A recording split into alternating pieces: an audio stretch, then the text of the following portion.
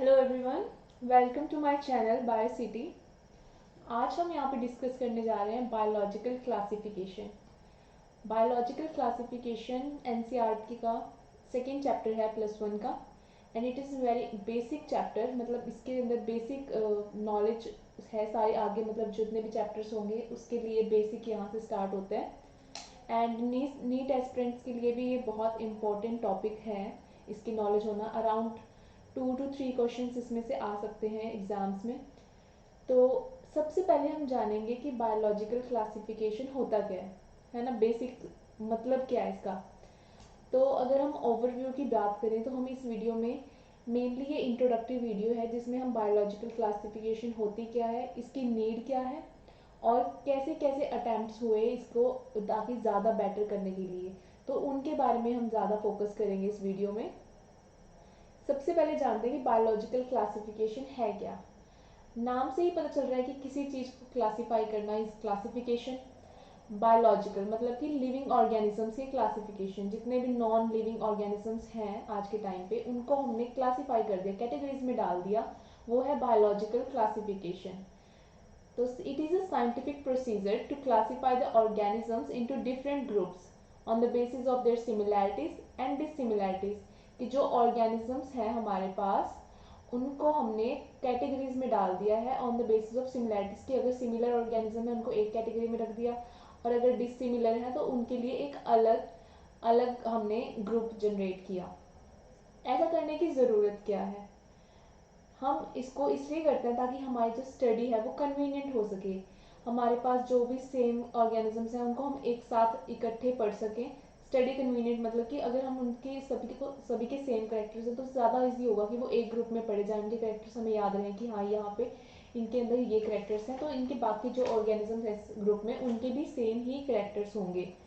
Correct identification is the next need for the biological classification, ताकि हमारे पास अगर हमने कुछ नया ऑर्गेनिज्म लाइक हमें मिला तो हमें उसकी आइडेंटिफिकेशन करनी है कि ये ऑर्गेनिज्म है क्या, किस ग्रुप से बिलोंग करता होगा। तो अगर हमारे पास ऑलरेडी किसी कोई क्लासिफिकेशन हुई होगी तो हम देख सकते हैं कि हाँ इसके करेक्टर्स इसके साथ मैच करते हैं, तो एक आइडेंटिफिकेशन में भी हेल्प करता है। And also to know the origin and evolution of the organism, ये हमें इस चीज़ में भी हेल्प करता है कि अगर हमारे पास कोई ऑर्गेनिज्म है तो उसका हमें जानना है कि इसका एंसेस्टर क्या है, वो कहाँ से ओरिजिनेट हुआ है, तो उसके लिए भी हमारे पास क्लासिफिकेशन सिस्टम की भी ज़रूरत पड़ती है। नेक्स्ट हम बात करते हैं अटेम्प्ट्स की। अटेम्प्ट्स मतलब कि कैसे कैसे लोगों ने इसमें अपना इन्वॉल्वमेंट दिखाया है, कैसे कैसे क्लासिफिकेशन की गई। कोई भी चीज़ पहले से ही परफेक्ट नहीं होती, उसमें कुछ लोग मतलब पहले हल्का सा कुछ मॉडल बनता है, फिर उसको ज़्यादा ज़्यादा ज़्यादा ज़्यादा अच्छा बनता है, एक बेस्ट वर्जन आता है। तो ऐसे ही क्लासिफिकेशन का था कि पहले साइंटिस्ट ने कुछ नॉर्मल से करेक्टर्स लेके क्लासिफिकेशन कर दी, ठीक है, ग्रुप्स में डिवाइड कर दिया ऑर्गेनिजम्स को, फिर उसके अंदर कुछ और ग्रुप्स ऐड किए किसी और ने, तो एक बेटर वर्जन हमारे पास आ जाता है क्लासिफिकेशन का। तो सबसे पहले जब साइंस इतनी ज़्यादा बातों में नहीं थी, मतलब साइंस की बात इतनी नहीं होती थी, तब नॉर्मली क्या करते थे, ऑर्गेनिजम्स को shelter food shelter and clothing, जिसको हम बोलते हैं रोटी कपड़ा और मकान, है ना, उसके बेसिस पे डिवाइड किया जाता था। लाइक वो क्या खाता है, लाइक हम आज के टाइम पे जैसे ह्यूमंस को डिवाइड कर दिया जाता है कि वेजिटेरियन है या नॉन वेजिटेरियन है, तो दो ग्रुप्स बन गए उनके खाने के बेसिस पे, है ना, कि वो क्या खाना खा रहे हैं।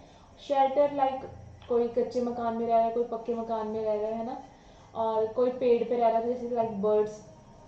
बर्ड्स अलग हो गए क्योंकि वो ट्रीज पे रहते थे, ह्यूमन घरों में रहते थे। और फिश की बात करें तो वो पानी में, मतलब शेल्टर क्या है, वो कहाँ रह रहे हैं। एंड थर्ड था क्लोथिंग, कि वो क्या डाल रहे हैं। तो ये इनके बेसिस पे डिवाइड किया गया था। बट ये नॉन साइंटिफिक अप्रोच थी, क्योंकि इसमें क्या था कि नॉन साइंटिफिक, कि इसमें साइंस कुछ इन्वॉल्व नहीं हो रही थी, तो this was a non scientific approach. उसके बाद जब साइंस आई इन पिक्चर, तो साइंटिफिक अप्रोचेस चली, कि मतलब कि उनके जो बेसिस थे, क्राइटेरिया थे डिवाइड करने के लिए, वो चेंज कर दिए गए। उसमें क्या देखने लगे कि मॉर्फोलॉजिकल करेक्टर्स, लाइक वो अपीयरेंस कैसी है, कोई चीज़ कैसा दिखता है। फिजियोलॉजिकल, उसके अंदर कौन कौन सी मतलब फिजियोलॉजिकल मतलब उसके अंदर क्या क्या फंक्शनिंग चल रही है। रिप्रोडक्टिव, सिमिलैरिटीज मतलब कि हाउ दे रिप्रोड्यूस, अगर वो आगे मतलब अपनी जनरेशन को इंक्रीज कर रहे हैं तो वो किस वे से इंक्रीज कर रहे हैं, वो चीज़ें देखी गई। And fourth was phylogenetical characteristics. Phylogenetic मतलब कि एवोल्यूशनरी रिलेशनशिप, उनका जो एंसिस्टर थे, जहाँ से वो ओरिजिनेट हुए हैं, जहाँ से वो बने हैं, वो क्या है। तो ये सारे करेक्टर्स पिक्चर में आए, इनके बेसिस पे जब डिवाइड किया ऑर्गेनिजम्स को, उसको बोलते हैं साइंटिफिक अप्रोच। मतलब कि बाद में नॉन साइंटिफिक के बाद साइंटिफिक अप्रोच आई ऑर्गेनिजम्स को डिवाइड करने के लिए, क्लासिफाई करने के लिए। सबसे पहले जो क्लासिफिकेशन की वो थी एरिस्टोटल ने की, उसको बोलते थे earlier system of classification. Earlier मतलब कि सबसे पहले जो क्लासिफिकेशन हुई वो थी अर्लियर सिस्टम ऑफ क्लासिफिकेशन। ये किस साइंटिस्ट ने दी थी, ये दी थी एरिस्टोटल ने। बहुत सिंपल अप्रोच थी। इसमें बेसिकली उन्होंने मॉर्फोलॉजिकल करेक्टर्स को देखा। लाइक यहाँ पे हमने 4 करेक्टर्स बताए ना आपको, morphological, physiological, reproductive and phylogenetic. But Aristotle ने 1 to 2 कैरेक्टर्स लिए मॉर्फोलॉजिकल ऑर्गेनिजम्स को डिवाइड करने के लिए। बड़ी सिंपल अप्रोच थी। इसमें उन्होंने जितने भी लिविंग ऑर्गेनिजम्स थे उनको 2 ग्रुप्स में डिवाइड कर दिया, एक प्लांट्स में एंड दूसरा एनिमल्स में। प्लांट्स में उन्होंने फर्दर डिवाइड किया उनको on the basis of their morphological characters. जैसे मैंने बताया कि 1 to 2 करेक्टर्स उन्होंने लिए और उनको प्लांट्स को डिवाइड कर दिया। और इसके बेसिस पे उन्होंने 3 ग्रुप्स बनाए, जो हम बचपन से पढ़ते आ रहे हैं। नॉर्मली प्लांट्स को 3 ग्रुप में डिवाइड कर देते हैं, herbs, shrubs and trees. Basically इसका डिफरेंस सबको पता है। जनरली ये हाइट के बेसिस पे डिवाइड किए गए, मतलब कि जो बहुत ज़्यादा छोटे प्लांट्स होते हैं और नॉन वुडी होते हैं, मतलब कि जो उनकी स्टेम होती है बहुत ज़्यादा फ्लेक्सिबल जिसको बोलते हैं, वो थी, और ग्रीन होती है, तो वो सारे हर्ब्स के अंदर आ जाते हैं।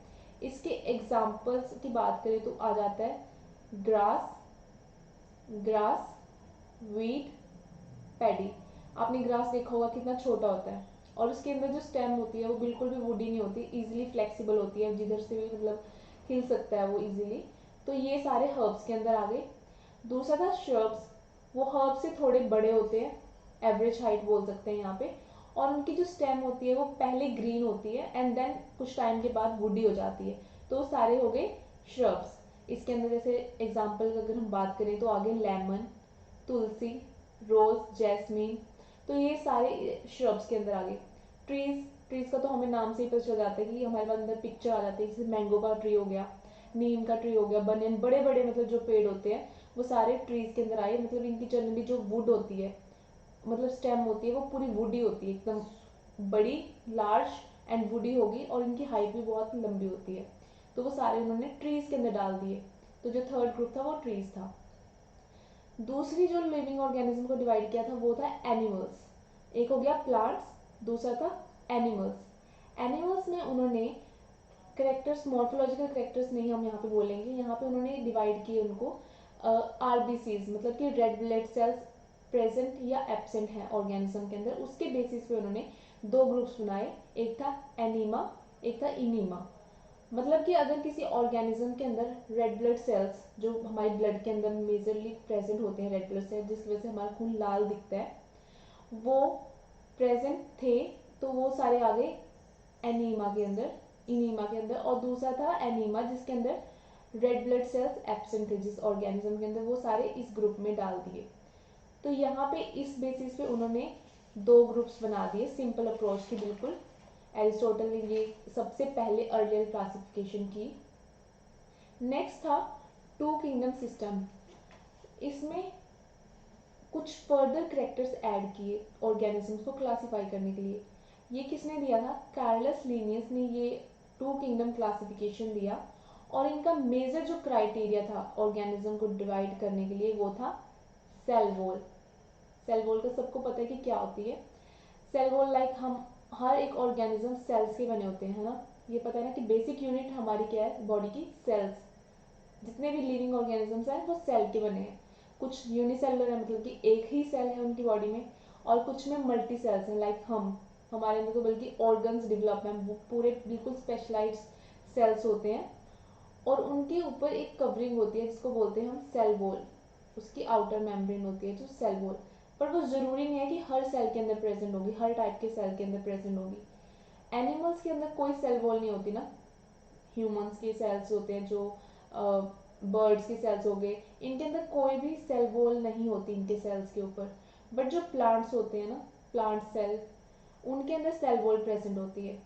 तो इन्होंने भी यहाँ पे 2 किंगडम्स दिए, इसके नाम से ही पता चल रहा है 2 किंगडम क्लासिफिकेशन। तो यहाँ पे भी 2 किंगडम्स मतलब 2 ग्रुप्स में डिवाइड किया उन्होंने ऑर्गेनिजम्स को। एक था प्लांटे और दूसरा था एनिमीलिया। एक था प्लांटे, एक था एनिमीलिया। और यहाँ पे बेसिक जो क्राइटेरिया था वो था सेल वॉल।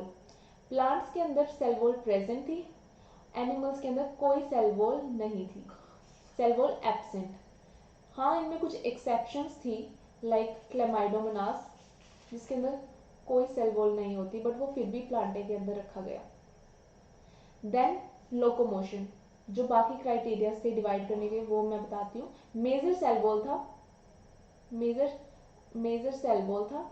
बाकी थी लोकोमोशन।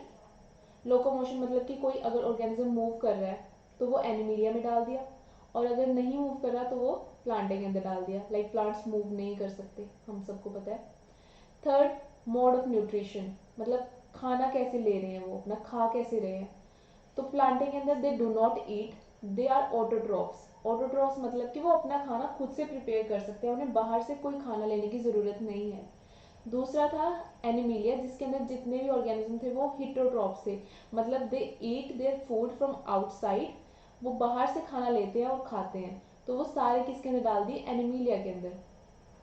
नेक्स्ट जो करेक्टर था वो रिस्पॉन्स टू एक्सटर्नल स्टिमुलाई, मतलब कि अपने इन्वायरमेंट जो हमारा है उसके लिए हम कैसे रिस्पॉन्ड कर रहे हैं। जो ऑर्गेनिजम्स होते हैं वो रिस्पॉन्स देते हैं, बाहर के स्टिमुलस को रिस्पॉन्स देते हैं। अगर बाहर कुछ चेंजेस आएंगे बॉडी के बाहर तो उसके लिए रिस्पॉन्ड करेंगे। लाइक हमें कोई थप्पड़ मारेगा तो हमारा रिस्पॉन्स होगा या तो हमारा हाथ हमारे फेस पे जाएगा या हम उल्टा उसको मारेंगे। तो ये हमारे रिस्पॉन्सेज होते हैं किसी एक्सटर्नल स्टिमुलाई के लिए। यहाँ पे डिपेंड करता है कि कोई जल्दी रिस्पॉन्ड कर देता है, कोई स्लो रिस्पॉन्ड करता है।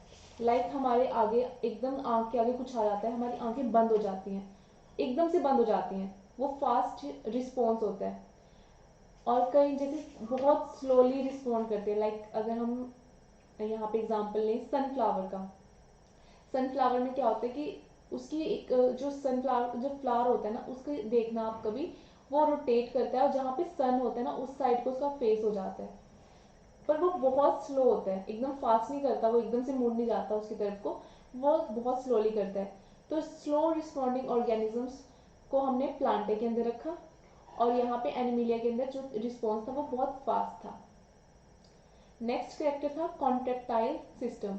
कॉन्ट्रेक्टाइल मतलब कि कॉन्ट्रैक्शन, बॉडी के अंदर कॉन्ट्रैक्शन होना। ये फिजियोलॉजिकल करेक्टर में आ जाता है, जो हमने बात की थी ना ऊपर चार, कि morphological, physiological, reproductive and phylogenic relationships के बेसिस पे ऑर्गेनिजम्स को डिवाइड करना स्टार्ट किया। तो यहाँ पे कॉन्ट्रेक्टाइल हमारा फिजियोलॉजी के अंदर आ गया कि कॉन्ट्रैक्शन होती है बॉडी में या नहीं। जनरली हमारे अंदर मसल्स जैसे कॉन्ट्रैक्शन करती हैं, तो वो चीज़ देखी गई। प्लांटे किंगडम के अंदर कोई कॉन्ट्रैक्शन नहीं थी। हाँ, यहाँ पे एक्सेप्शंस थी, क्लोमाइडोमोनास अगेन। और एनिमिलिया के अंदर कॉन्ट्रैक्टाइल सिस्टम वाज प्रेजेंट। ठीक है, तो इन बेसिस पे उन्होंने ऑर्गेनिजम्स को डिवाइड कर दिया।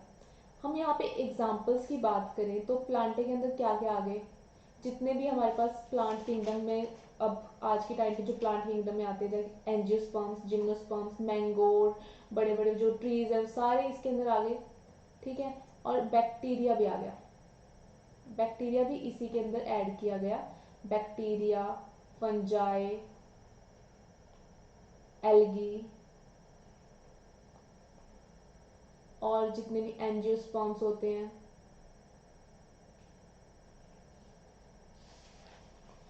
जिम्नोस्पर्म्स, वो सारे इसके अंदर ऐड ऑन कर दिए गए। और एनिमिलिया के अंदर जो हम ऑर्गेनिजम्स हैं, ह्यूमंस वगैरह सारे, इनवर्टिब्रेट्स, वर्टिब्रेट्स और प्रोटोजोआ, वो किस में रखा गया, एनिमिलिया में। तो एग्जाम्पल्स यहाँ पे ये बता दिए मैंने एग्जाम्पल्स कि कौन सा ऑर्गेनिज्म किसके अंदर था। तो ये हो गया टू किंगडम सिस्टम, बट इसके कुछ डीमेरिट्स थी जो ये फुलफिल नहीं कर रहा था, अच्छे से डिस्टिंग्विश नहीं कर पा रहा था। सबसे पहले इसकी डीमेरिट ये थी कि प्रोकैरियोट्स को यूकैरियोट से डिफरेंस नहीं मिल पा रहा था, कि मतलब कि एक ही ग्रुप के अंदर, लाइक प्लांटे की अगर हम बात करें तो मैंने बताया ना कि उसके अंदर बैक्टीरिया भी था, और जो हायर प्लांट्स होते हैं मैंगो, बनियन ट्री, एंजियोस्पर्म्स में जो आते हैं वो सारे भी एक ही ग्रुप में प्रेजेंट थे। तो ये इनको डिस्टिंग्विश नहीं कर पा रहा था कि लाइक उनके अंदर बैक्टीरिया के अंदर इतनी प्रोकैरियोट्स, पहले होता क्या ये बता देती हूँ मैं आपको। प्रोकैरियोट्स मतलब कि जिनके अंदर जो न्यूक्लियस है, न्यूक्लियस बहुत प्रिमिटिव है, न्यूक्लियस होती ही नहीं है। सेल के अंदर जो न्यूक्लियस है वो है ही नहीं, प्रेजेंट ही नहीं है। उनके अंदर जो डीएनए है, उनका जो जेनेटिक मटेरियल है वो ऐसे ही रैंडमली ऐसे ही रखा है, उसके अराउंड कोई मेम्ब्रेन नहीं होगी, न्यूक्लियर मेम्ब्रेन। मतलब उनका जो न्यूक्लियर मटेरियल है बहुत प्रिमिटिव टाइप का हम बोल सकते हैं यहाँ पे है। यूकैरियोट्स में एक स्पेशलाइज मतलब मेम्ब्रेन होगी, सेल के अंदर न्यूक्लियस होगी जिसके अंदर हमारा जेनेटिक मटेरियल प्रेजेंट होता है। तो मतलब कि जो ये सेल्स हैं इनके अंदर एक अलग से चैम्बर, मतलब चैम्बर हम बोल सकते हैं कि न्यूक्लियस होगी जिसके अंदर हमारा डीएनए सेवली रखा हुआ है, बट प्रोकैरियोट्स में ऐसा कुछ नहीं है। तो यहाँ पे जो बैक्टीरिया है वो होते हैं प्रोकैरियोट्स, और प्लांट्स जो हायर प्लांट्स होते हैं वो होते हैं यूकैरियोट्स। तो पर वो सेम ग्रुप में रखे थे प्लांटे में दोनों, तो ये कोई डिस्टिंग्विश नहीं कर पा रहा था प्रोकैरियोट्स को यूकैरियोट से। देन नेक्स्ट था यूनिसेलुलर को मल्टी सेलुलर से कोई डिफरेंस नहीं था, मतलब डिस्टिंग्विश नहीं कर पा रहे थे।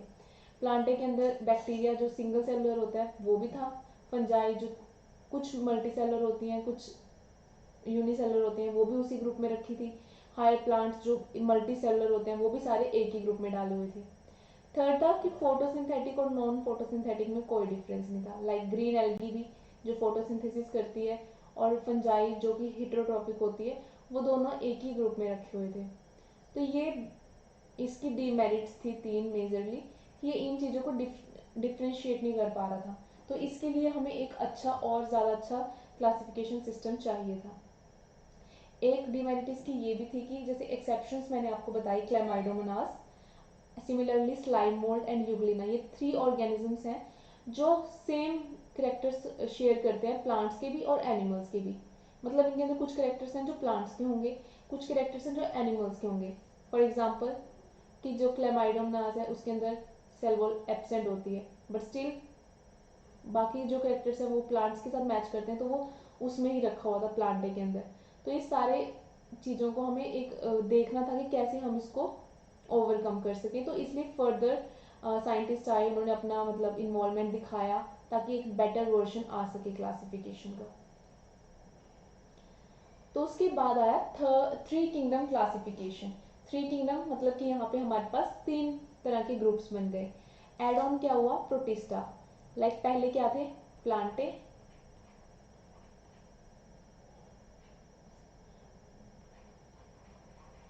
एनिमीलिया, और प्लस अब यहाँ पे आ गया प्रोटिस्टा। क्या आ गया, प्रोटिस्टा। प्रोटिस्टा में क्या था कि जितने भी यूनिसेलुलर ऑर्गेनिजम्स हैं उनको क्या एक अलग सेपरेट ग्रुप में डाल दिया गया, प्रोटिस्टा। ये किसने दिया था, अर्नेस्ट हैक्कल ने। ये किंगडम दिया था अर्नेस्ट हैक्कल ने। उन्होंने प्रोटिस्टा को ऐड कर दिया गया, 3 किंगडम बना दिया, Plantae, Animalia and protista. Protista के अंदर उन्होंने जनरली जितने भी यूनिसेलुलर ऑर्गेनिज्म है उन्होंने उठा के वो प्रोटिस्टा में रख दिए। For example fungi, protozoa, algae, bacteria, slime molds, जितने भी यूनिसेलुलर ऑर्गेनिजम्स थे वो सारे प्रोटिस्टा के अंदर डाल दिए। तो एक तरह से यहाँ पे एक अटेम्प्ट किया गया ताकि यूनिसेलुलर को मल्टीसेलुलर ऑर्गेनिज्म से डिफ्रेंशिएट कर सकें। मेजरली इसके अंदर एक्वेटिक यूकैरियोट्स थे इस ग्रुप में, मतलब कि मेनली अगर हम बात करें तो unicellular aquatic eukaryotes were present. But यहाँ पे ये चीज़ तो हो गई, चलो मल्टी सेलुलर यूनिसेलुलर से अलग हो गए, बट प्रोकैरियोट्स को भी तो अलग करना था ना यूकैरियोट्स से। तो उसके बाद आया 4 किंगडम क्लासिफिकेशन सिस्टम जो कि कोपलैंड ने दिया। इसमें उन्होंने एक नया ग्रुप ऐड किया, मोनेरा।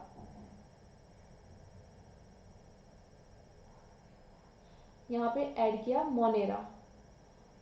मोनेरा तो मतलब हमारे पास अब क्या क्या होंगे, प्लांटे,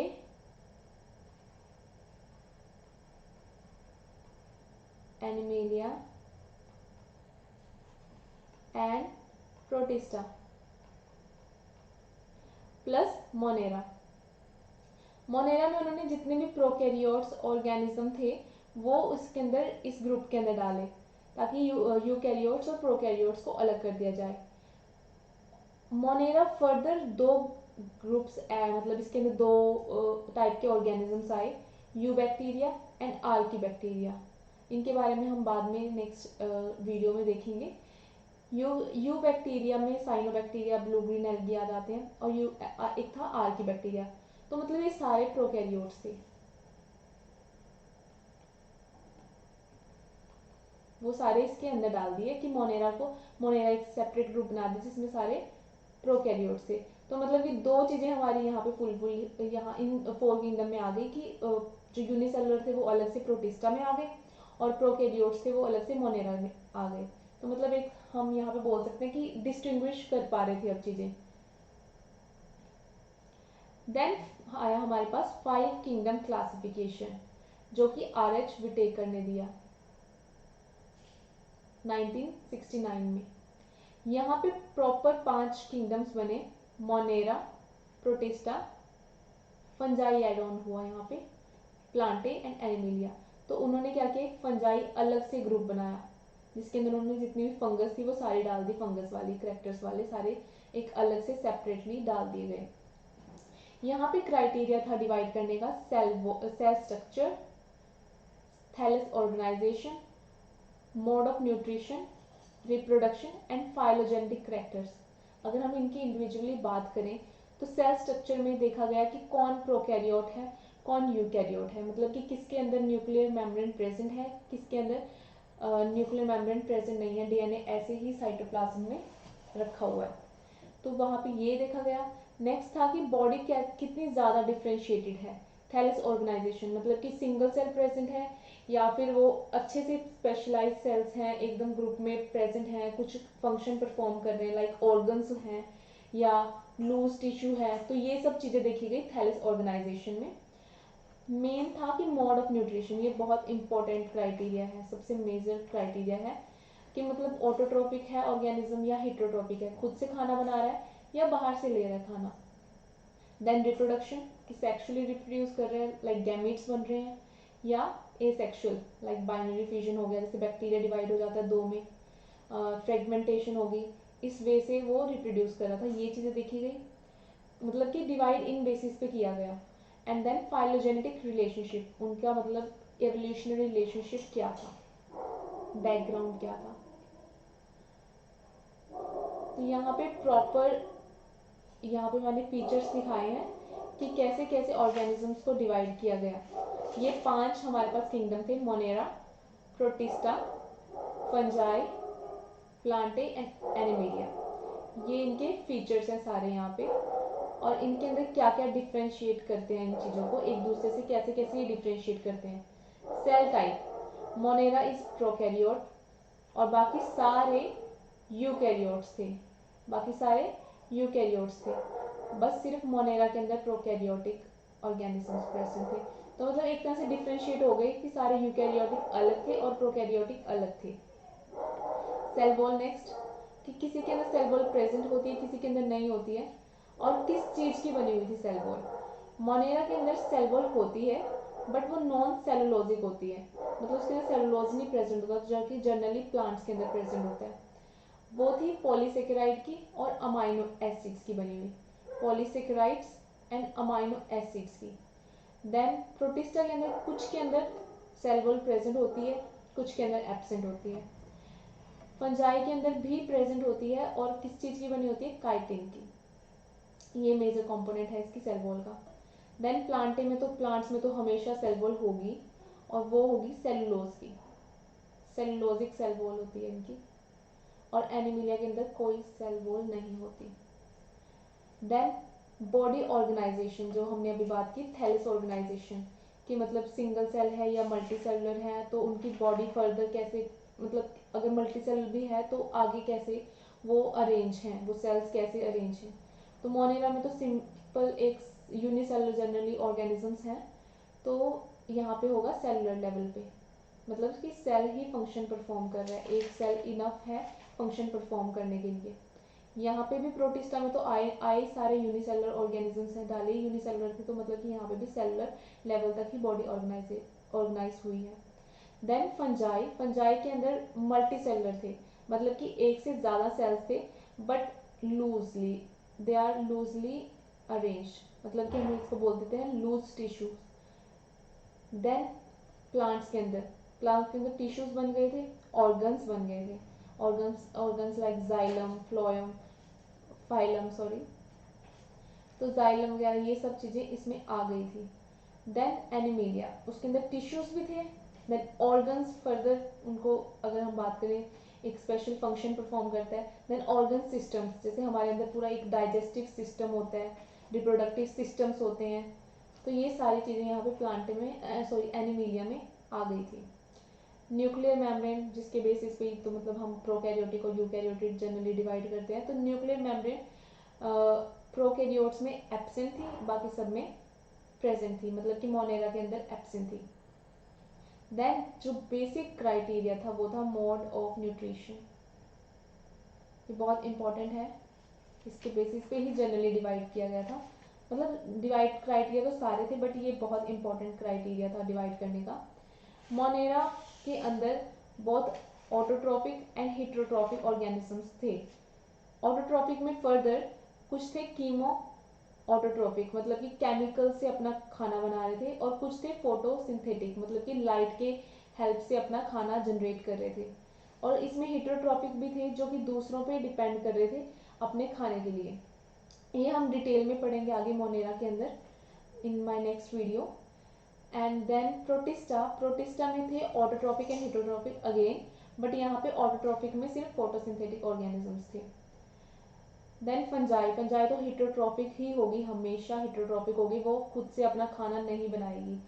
ये बहुत मतलब मेजर डिफरेंस है इनके अंदर, जो पहले ही सेम मतलब ग्रुप में रखे गए थे प्लांटे में, पहले प्रोटिस मतलब मोनेरा और फंजाई सेम ग्रुप में थे, बट ये बेसिक डिफरेंस है इनका कि वो हेटेरोट्रॉपिक होती है, वो हमेशा अपना खाना बाहर से लेगी, कभी खुद से नहीं बनाएगी।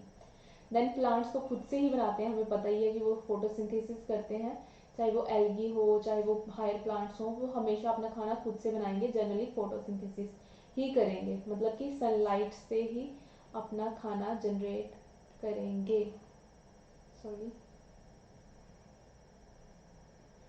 सनलाइट से ही अपना खाना लेंगे, बना खुद से बनाएंगे मतलब।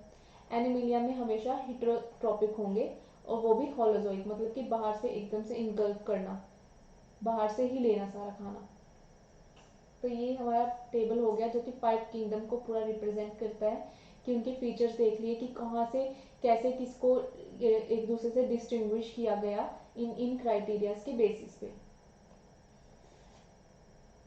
इसके अंदर क्या हुआ, जो किंगडम प्रोटिस्टा था 5 किंगडम में, उन्होंने क्या किया कि क्लामाइडोमोनास और कोलेरा, जो कि पहले प्लांट्स में थे, जब हमने पढ़ा था कि 2 किंगडम क्लासिफिकेशन में हमने देखा था कि प्लांट्स के अंदर क्लेमाइडोमोनास और कोलेरा को रखा गया, वो अब पैरामीशियम और एमीबा के साथ आ गए, जो कि पहले किस में थे, एनिमल किंगडम के अंदर। हमने पहले पिछली स्लाइड्स में देखा ना कि जो 2 किंगडम क्लासिफिकेशन में कि दो प्लांट्स और एनिमल में डिवाइड था, इसमें प्रोटोजोआ था जो कि अलग एक ग्रुप में था एनिमीलिया के अंदर, और दूसरे में था क्लेमाइडोमोनास, जिसकी बहुत ज़्यादा मतलब एक्सेप्शंस भी थी कि कुछ प्लांट्स के साथ करेक्टर्स मैच कर रहे थे, कुछ एनिमल्स के साथ, बट वो प्रोटिस्टा में, सारे प्रोटिस्टा में आ गए। अब किस में आ गए, प्रोटिस्टा के अंदर।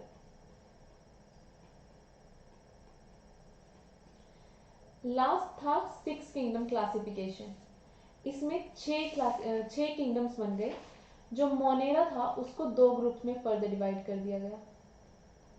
मोनेरा को एक था archaebacteria and then eubacteria, इनके अंदर कुछ बेसिक डिफरेंस थे।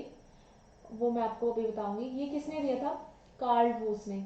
ये किंगडम सिस्टम दिया था कार्ल वूस ने, ठीक है। बाकी सारे वही सेम किंगडम से, इसमें बाकी 4, protista, fungi, Plantae and Animalia. बस यहाँ पे मोनेरा को फर्दर डिवाइड कर दिया गया archaebacteria and eubacteria के अंदर। आर्की बैक्टीरिया और eubacteria they are both bacteria, but यहाँ पे हम इसको ट्रू बैक्टीरिया बोलते हैं। Eubacteria is the true bacteria.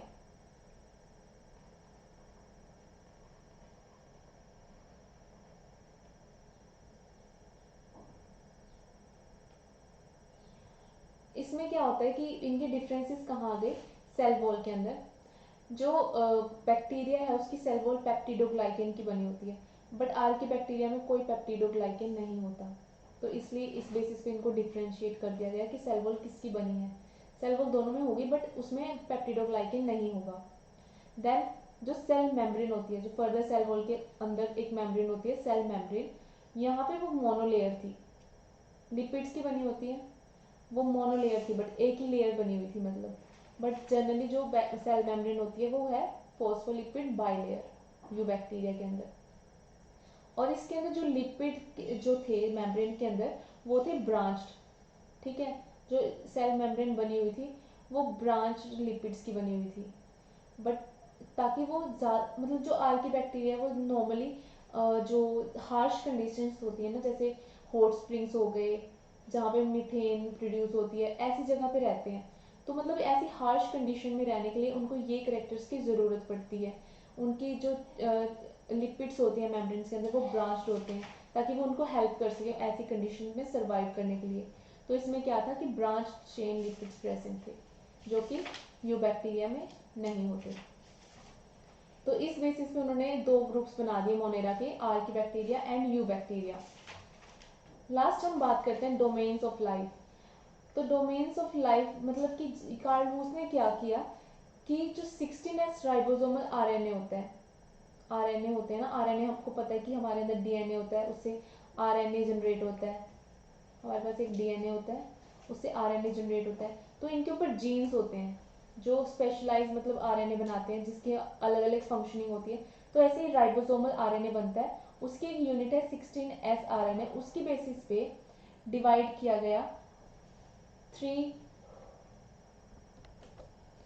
तो मतलब कि 16S राइबोसोमल आरएनए के सीक्वेंसेस के बेसिस पे उन्होंने जो 6 किंगडम्स थे उनको नेचुरली क्लस्टर कर दिया 3 कैटेगरीज के अंदर, जिनको बोलते हैं डोमेन ऑफ लाइफ। यहाँ पे 3 डोमेन्स बने, बैक्टीरिया,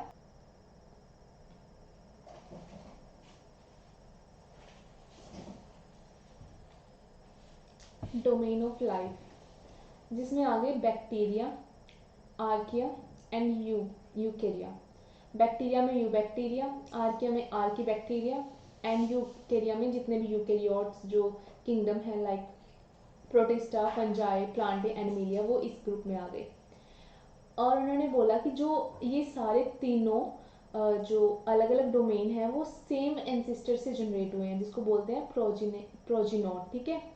वो सारे मतलब इनका एंसिस्टर जहाँ से ओरिजिनेट हुए वो सेम है, इससे ये तीनों अलग अलग बने हैं जिनको हम बोलते हैं डोमेन ऑफ लाइफ, जो कि 16S ribosomal RNA gene sequences के बेसिस पे कार्ल वूस ने जो क्लस्टर किए, जो नेचुरली जो ऊपर हमारे पास 6 किंगडम्स हैं उनको इन तीन कैटेगरीज में क्लस्टर कर दिया गया।